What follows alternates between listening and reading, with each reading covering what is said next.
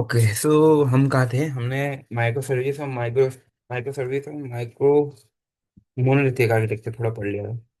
ठीक है, तो हम मूव करते थे। नेक्स्ट पार्ट हम पढ़ते हैं database designing and scaling. Most 4 to 6 experience में बहुत मांगते हैं। ठीक है, डाटाबेस डिजाइनिंग क्या होता है? सिक्वल नॉन सिक्वल को हम कैसे कर सकते हैं, इंडेक्सिंग गुड और बैड।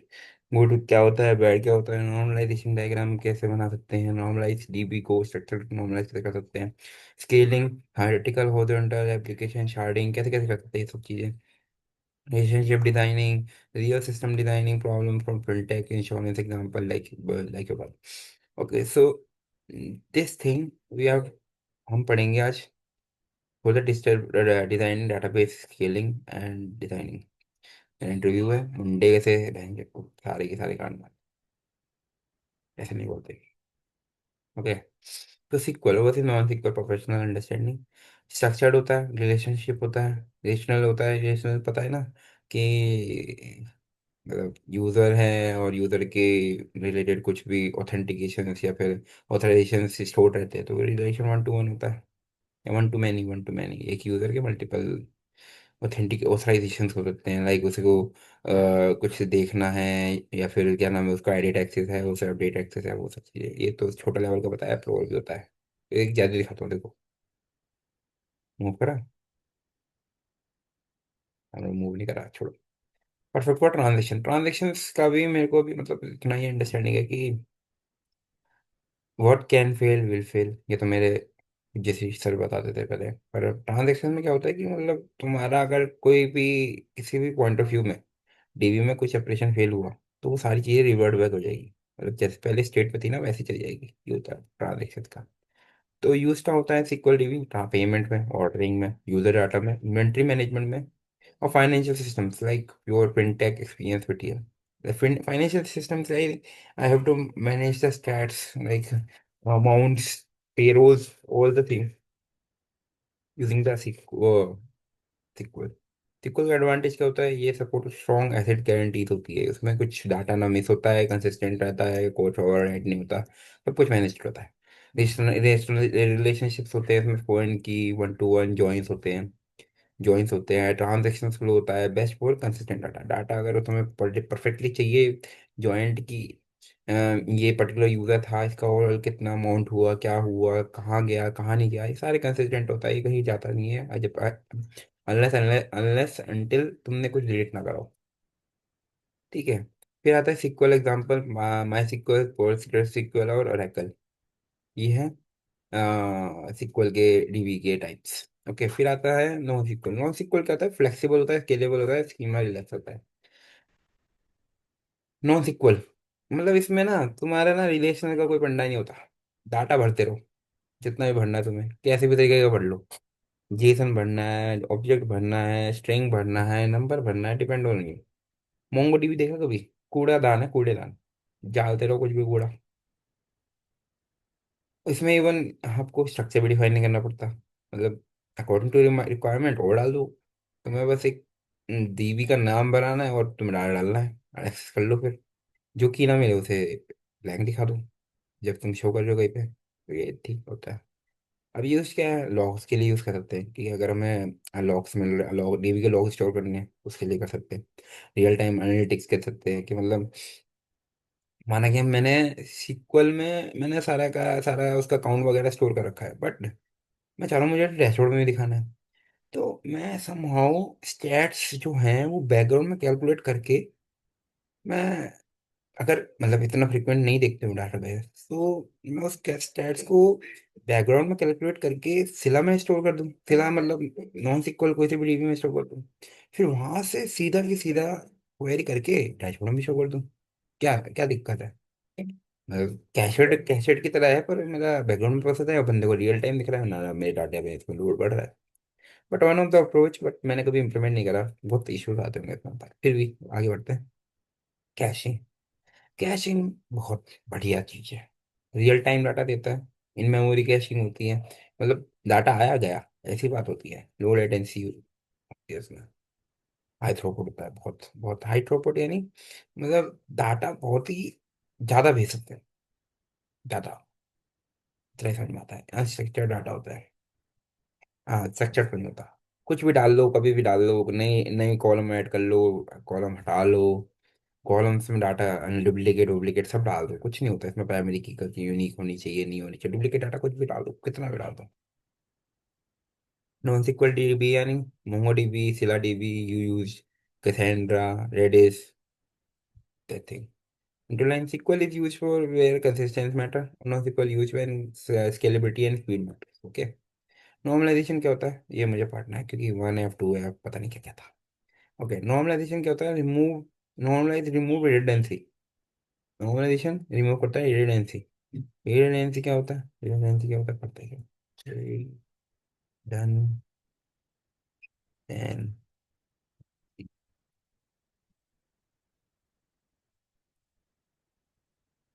फालतूपन, मतलब बेकार डाटा, मतलब बेकार चीजों को रिमूव करता है रिडंडेंसी। 1NF क्या होता है, one normal form, no repeat column from एक वैल्यू ओनली। यानी जैसे आइटम है, आइटम रो और ये कॉलम था, आईडी और आइटम, और इसकी आईडी फॉरेन की है 1, और आइटम 1, आइटम 2, आइटम 3, ये ऐसे डाटा स्टोर्ड है। पर गुड क्या है कि हर किसी आईडी का डिफरेंट आइटम आईडी से आना होना चाहिए, ना कि उसे एक आईडी उठा के उसमें सारे आइटम डाल दिए, ये गलत है। नॉर्मलाइज ये नहीं होगा। नॉर्मलाइज होगा कि 1 to 1 रिलेशन रखो भाई।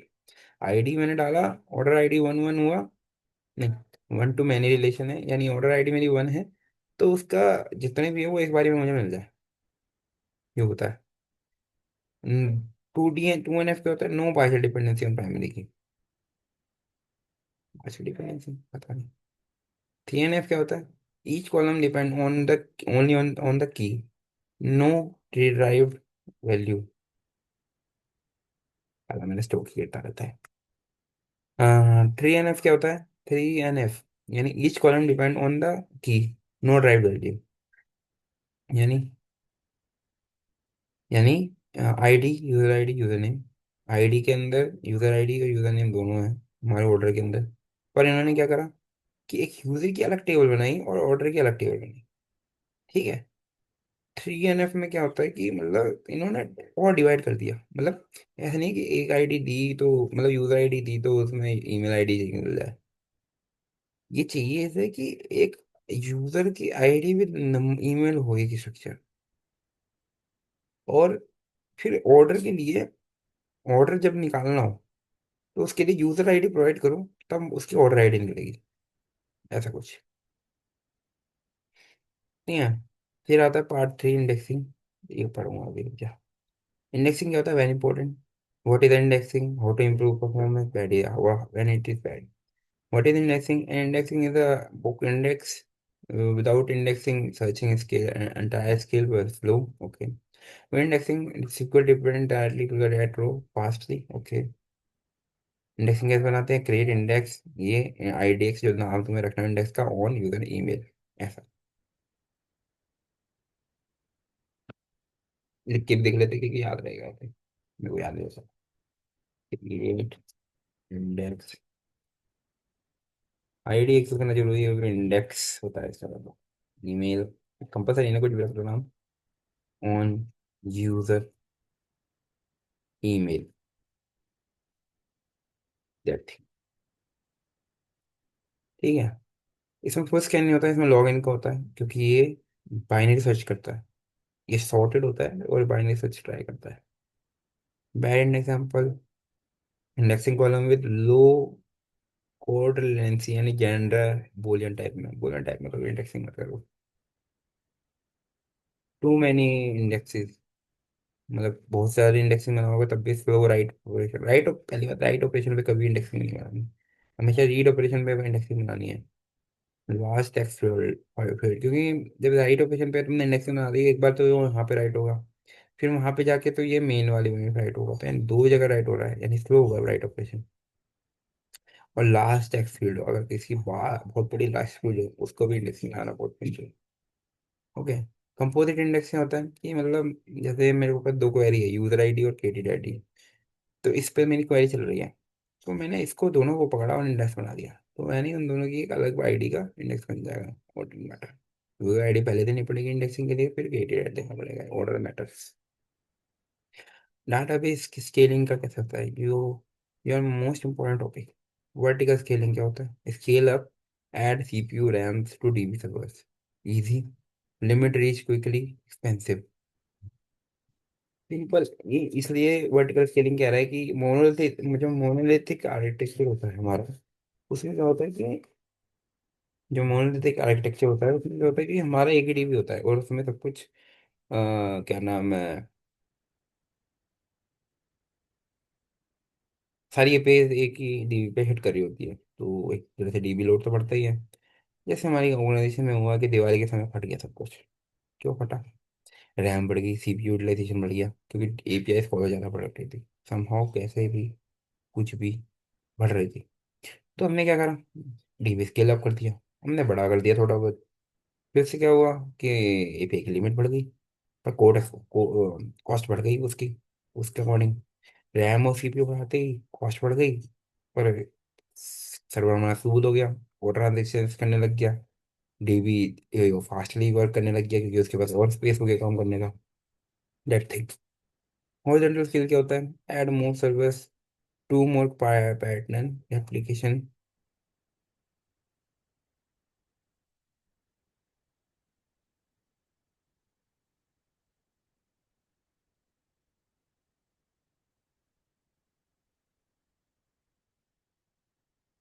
रेप्लिकेशन एंड रीड स्केलिंग क्या होता है? Write primary data DB, write करें प्राइमरी डीबी में और रीड करें रेप्लिकास से। रेप्लिकास मेरे को पढ़ना पड़ेगा। रेप्लिकास क्या? Primary handling right, replication handle reads, improving and read throughout throughput, must handle replication lags। कुछ समझ नहीं आया। ये कह रहा है प्राइमरी जो हैंडल होगा राइट का वो प्राइमरी डीबी पे, replication handle read, read operation जो करना है वो हमें रेप्लिकेशन में करना है। Improve read throughput and must handle replication flag. Sharding क्या होता है? शार्डिंग, डीबी बाय की, स्प्लिट डीबी, जो डीबी ना छोटे छोटे टुकड़ों में काट दो। पार्टीशन की, पार्टीशन अगर तुमने सुना हो, पार्टीशन क्या होता है कि हमने एक की डिसाइड कर देते हैं, लाइक यूजर आईडी है, ठीक है, उसमें तुम्हारा फलाना मतलब सिटी है, स्टेट है, ऐसा कुछ। तो मैंने क्या करा कि उसको स्प्लिट कर दिया according to 0 to 1000, 1000 to 1, 10,000 1 to 2000, 20,000 10,000 20,000 to. ऐसा क्या है कि मतलब एक particular dB scale, solve scaling हो गई, स्केलिंग मतलब अब डीबी डीबी पे लोड नहीं बढ़ा, सपोर्ट मिलियंस ऑफ यूजर कर देगा, मतलब जितने भी यूजर होंगे उस हिसाब से वो आता रहेगा। हार्ड टू इम्प्लीमेंट, इम्प्लीमेंट करना हार्ड है। Joining cross sharding are complex, क्योंकि ये होता है कि मैंने ज्वाइन करा यूजर आईडी 1 का, पर वो तो छोटे शार्टिंग में पड़ा है स्प्लिट का, मैं कैसे फाइंड करूँ? मैंने कभी इम्प्लीमेंट नहीं करा। रियल इम्प्लीमेंटेशन से ज़्यादा इन्फॉर्मेशन मिलती है एज कम्पेयर टू पढ़ना। तो अब पार्ट 5 आता है हमारा। उसमें क्या होता है? Real world database design, context example. OTP system बनाते हैं, चलो हम। ओटीपी सिस्टम में क्या होता है? You must store OTP ID, user ID, OTP code expiring at और इज यूज्ड। अब इसमें इंडेक्सिंग क्या क्या लगाएंगे? यूजर आईडी का एक्सपायरी एक्सपायरी डेट का, कि क्या नाम है, यूजर आईडी का एक्सपायर कब है, why fast lookup, green expiry, expired OTP.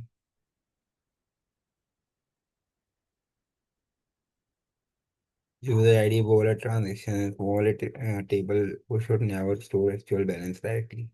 Always drive from a ledger or keep caching value ledge entire.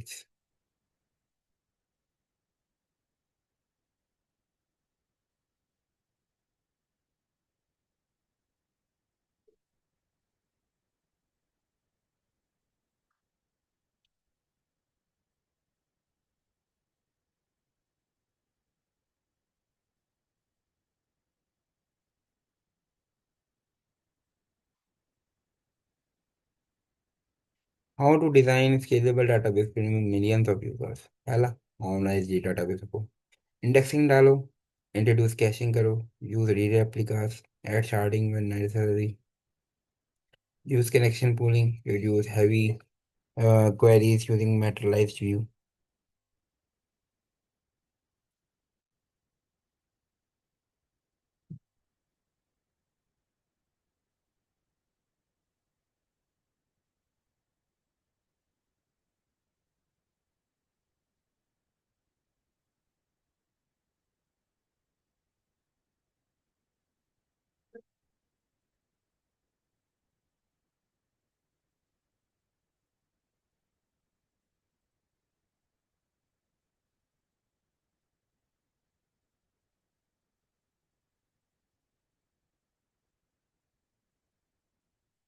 नींद आ रही है मुझे।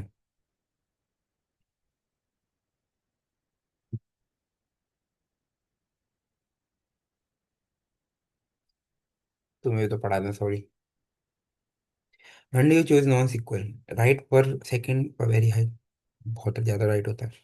या डाटा वो सेमी स्ट्रक्चर्ड, बेकार डाटा है, बस भरना है, ओके। नीड हॉरिजॉन्टल स्कैनिंग, और सर्वर्स लगा दो। वर्टिकल स्केलिंग यानी तुम डाटाबेस को ही बढ़ा दो। और हॉरिजॉन्टल स्केलिंग यानी एक बनाया, फिर दूसरा बनाया, फिर तीसरा बनाया, चौथा बनाया, फिर पांचवा बनाया, ऐसा करके। No strict relationship, okay. What is deadlock and how to avoid it? Deadlock, two transaction waiting for each other. Avoid by access tables in consistent model. Keep transaction short. Avoid locking. Log long read.